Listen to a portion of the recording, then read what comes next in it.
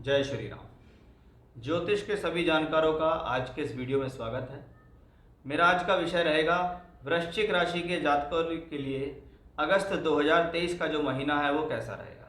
जब हम अगस्त 2023 की बात करते हैं तो जीवन की सभी मुख्य चीज़ों के बारे में इस वीडियो में हम बताएंगे, इसलिए मैंने इस वीडियो को टॉपिक्स में बांट दिया है। स्वास्थ्य आपका सम्मान कैसा रहेगा, शिक्षा प्रेम संबंध कैसे रहेंगे, विवाह वैवाहिक जीवन कैसा रहेगा, आपकी प्रोफेशनल लाइफ, आपकी नौकरी, व्यापार, लाभ, प्रमोशन, तरक्की, ये कैसे रहेंगे।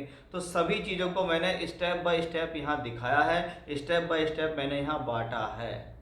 तो आइए वीडियो की शुरुआत करते हैं, जिसमें एक एक चीज़ को बहुत बारीकी से मैं समझाऊंगा, बहुत आसानी से आपको समझाऊंगा, जिससे आप समझ सकें और उन चीज़ों को एप्लीकेबल अपने जीवन में कर सकें। सबसे पहले स्वास्थ्य और सम्मान के बारे में बात करते हैं। देखिए, अगर आपकी हेल्थ ठीक है तो कहीं ना कहीं स्वास्थ्य अच्छा है तो धन जीवन में आता है, इसलिए कहते हैं हेल्थ इज वेल्थ। आप हेल्थ वाइज अच्छे हैं, मानसिक और शारीरिक रूप से अच्छे दिखाई देते हैं, तो आप उस दौरान कार्य करने में भी सक्षम होंगे, आपके भीतर एनर्जी होगी।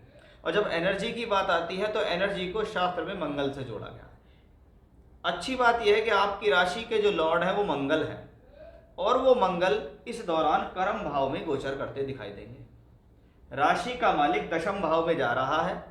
18 अगस्त तक मंगल यहाँ रहेगा, यानी शुरुआत इस ग्रह ने एक बेहतर तरीके से कर दी है कि ये ग्रह भरपूर तौर पर आपकी एनर्जी बनाने में सक्षम है, क्योंकि यहाँ से बैठकर ये यहाँ वापस देख रहा है। यानी स्वास्थ्य को लेकर, सम्मान को लेकर कोई परेशानी नहीं, सब कुछ प्रॉब्लम्स को ये दूर करेगा ग्रह, एनर्जी देगा, कॉन्फिडेंस लेवल आपका अच्छा होगा, आपका आत्मविश्वास बढ़ जाएगा। आप इस दौरान बेहतर तरीके से काम करते दिखाई देंगे, आप इस दौरान एनर्जी से काम करते हुए दिखाई देंगे। वो स्थितियां भी हमें इस मंगल से दिखती हैं। दशम भाव में देश बली मंगल है, तो जो लोग सरकारी क्रियाकलापों से जुड़े हुए हैं, राज्य सरकार संबंधित कार्य करते हैं, या सरकारी नौकरी के लिए संबंधित कार्य कर रहे हैं, या मेहनत कर रहे हैं, उनके लिए भी एक सफलता का संयोग बनता है। वहीं ये मंगल 11th हाउस में 18 अगस्त के बाद पहुंच जाएगा, फिर आपकी राशि का मालिक कर्म से निकलकर लाभ में पहुंचेगा। यानी पहले मैंने कर्म किया, अब मेरे लाभ को मिलने की बारी आई है, तो कहीं ना कहीं मंगल यहाँ से बैठकर सेकंड हाउस को भी देखेगा। यानी मंगल ने इस महीने एक बेहतरीन शुरुआत कर दी है कि भी मैं अपने बल पर आपको कुछ देने के लिए इस महीने तैयार बैठा। अब देखते हैं कि शिक्षा, प्रेम संबंध, बुद्धि और निर्णय, इन पर क्या प्रभाव रहने वाला है ग्रहों की गोचरीय अवस्था से। ये सब कुछ हम कहाँ से देखते हैं? ये सब कुछ हम 5th हाउस से देखते हैं। पंचम भाव का मालिक बृहस्पति छठे घर में राहु केतु अक्ष पे बैठा हुआ है, जो इस बात की चिंता करता है कि अवश्य ही जो लोग पढ़ रहे हैं उनको परेशानी तो आ रही है, उनको विलंब तो हो रहा है, उनको पूरे रिजल्ट तो मिल नहीं रहे, कहीं ना कहीं आपका ध्यान तो देखिए भटक रहा है। जब से गुरु राहु के निकट आया है तब से आपको जीवन में कुछ ना कुछ समस्याएं तो हुई है। अब उसके ऊपर शनि की दृष्टि भी है, यानी चैलेंजेस बढ़ते हुए दिखते हैं। जो लोग खास तौर पे कॉम्पिटिटिव एग्जाम्स का तैयारी कर रहे हैं ना, उनके लिए ये समय थोड़ा सा टफ होता है, क्योंकि यहाँ पे बैठा हुआ बृहस्पति राहु के साथ शनि से दृष्ट हो तो वो आपको पूर्ण रिजल्ट नहीं दे पाता। अब इस दौरान देखें तो शिक्षा की स्थिति पंचम भाव से हमने देखी, वो हमें बहुत बढ़िया दिखाई नहीं दी, लेकिन कहीं ना कहीं बुध ग्रह है जिसको शिक्षा का कारक कहा गया, वो बुध ग्रह यहाँ दशम भाव में बैठा हुआ है, जिस पर बृहस्पति की दृष्टि पड़ रही है 5वीं।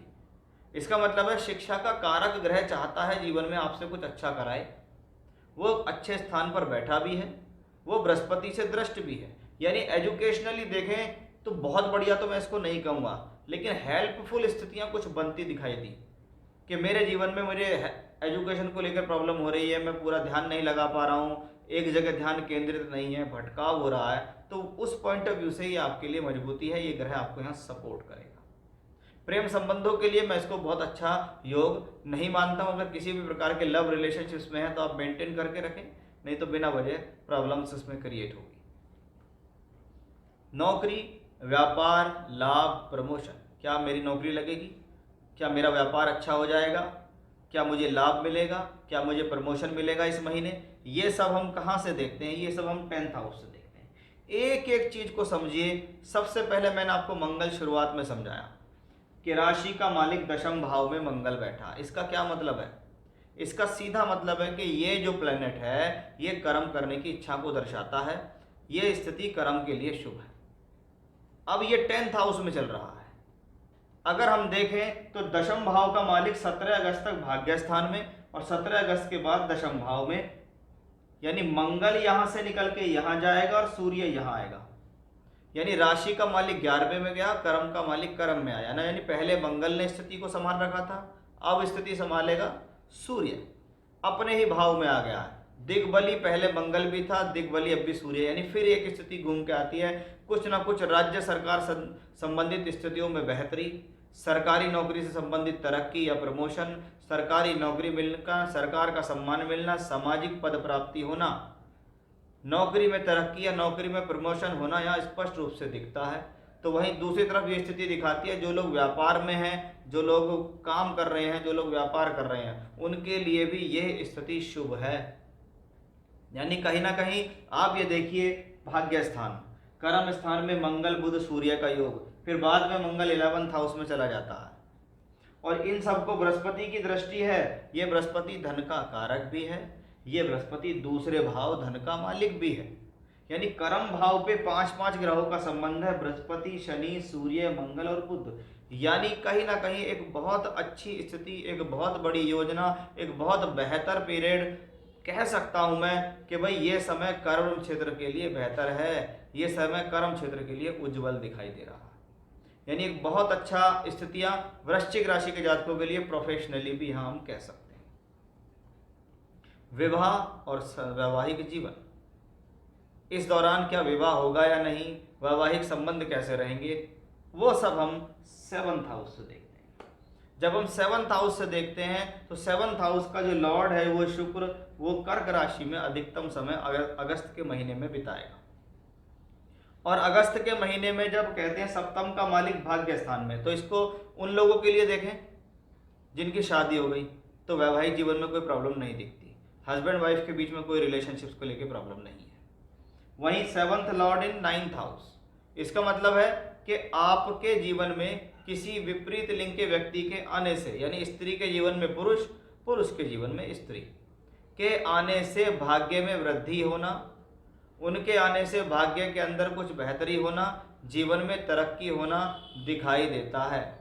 ऐसी स्थिति में वैवाहिक संबंध बनने भी दिखाई देते हैं कि यह समय विवाह और वैवाहिक संबंधों के लिए शुभ है। 9th हाउस में शुक्र जाता है तो बहुत बार धर्म कर्म के कार्य, धार्मिक यात्राएं भी ऐसी ही स्थितियों में देखी जाती हैं। यानी शुक्र ग्रह बिना किसी पीड़ा पीड़ित के बहुत अच्छी स्थितियों में है, जो इस महीने विवाह से संबंधित सुख फल देने में सक्षम दिखाई दे रहा है। तो ये था हमारा एक आज का एनालिसिस, जिसमें हमने आपको बताया कि वृश्चिक राशि के लोगों के लिए अगस्त का महीना कैसा रहेगा। सभी स्थितियों के बारे में मैंने स्टेप बाय स्टेप यहाँ आपको समझाया है। जय श्री राम।